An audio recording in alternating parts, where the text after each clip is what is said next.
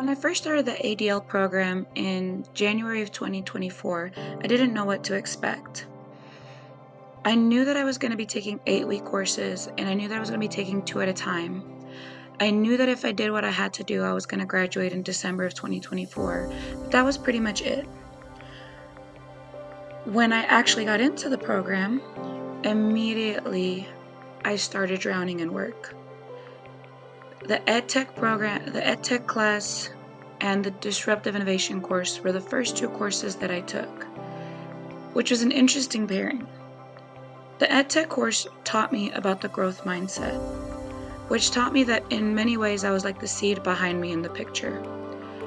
I was capable of many things, but I was more concrete than I was seed. I learned about the fixed and the growth mindset, and that more days than not, I had a fixed mindset.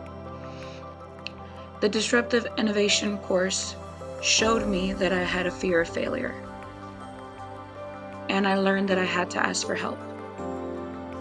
Once I realized that I had to ask for help, I realized I had ADHD, and I asked for a help learning how to study for these courses because I had never had courses like this before. I started asking for help from students in the cohort with me, and I created a small group of people who helped me get through the entire program. So having the growth mindset taught to me with the Disruptive Innovation course was probably a perfect pairing because the Disruptive Innovation course was probably the most difficult of all of the courses I had. Once I got over my fear of failure, the concrete around me broke and I started growing. The next two courses I took were the ePortfolio course and the Creating Significant Learning Environments courses. The ePortfolio course let me explore COVA, which was choice, ownership, voice, and authentic learning experiences. And I started to make my ePortfolio a reflection of myself. Anyone who sees my ePortfolio and knows me as a person knows that this ePortfolio is mine. Creating significant learning environments showed me how my teaching style, in a way, is also a reflection of myself because it shows me how I teach and what I believe when it comes to a learner and how I nurture the learner's mindset in my students, which was an instinct before, but now I have technical words for it. Once I grew as a learner, I had to set a foundation as a leader. My next two courses were Leading Change and Digital Environments.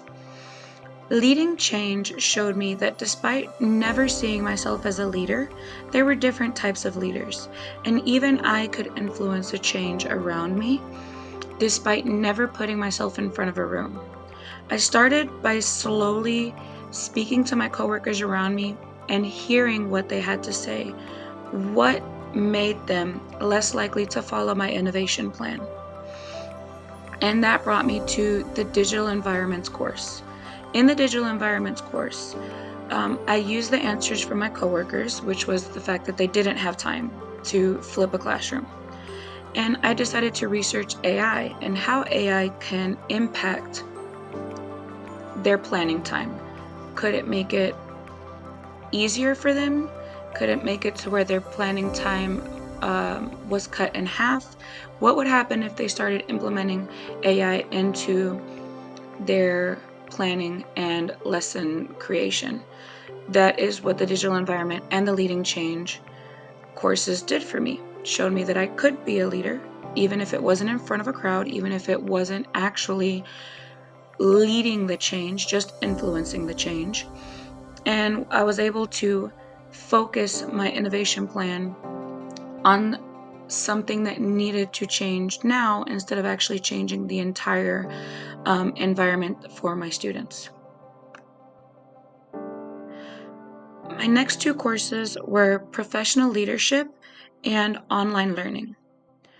The professional leadership course was interesting because it let me analyze professional development for educators.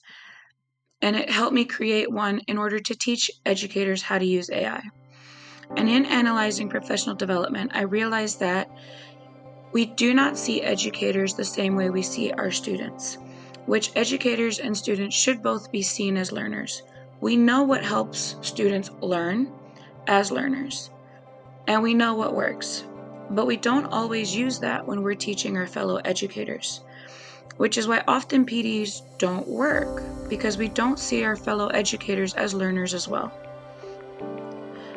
In the online learning course, this course helped me build my confidence as an educator because I was able to see how I could switch my face-to-face learning or my face-to-face teaching methods to an online environment without losing any of my teaching efficiency. Finally, assessing learning environments and action research in my synthesis course. In the action research course, I always have ideas and I'm able to analyze data, but I was never able to put it in a report or communicate it to others. This course helped me do that. It showed me how to generate a report for others and help me communicate it, because as an educator, I am always going to be a part of a team. So I have to be able to communicate with my team. And then the synthesis course let me reflect on the past year and let me reflect on how I have grown and how my cohort has grown. Because without those around me in this course, I don't believe that I would have made such a impactful learning journey and impactful e-portfolio. So I am very grateful to the ADL program and what I have created.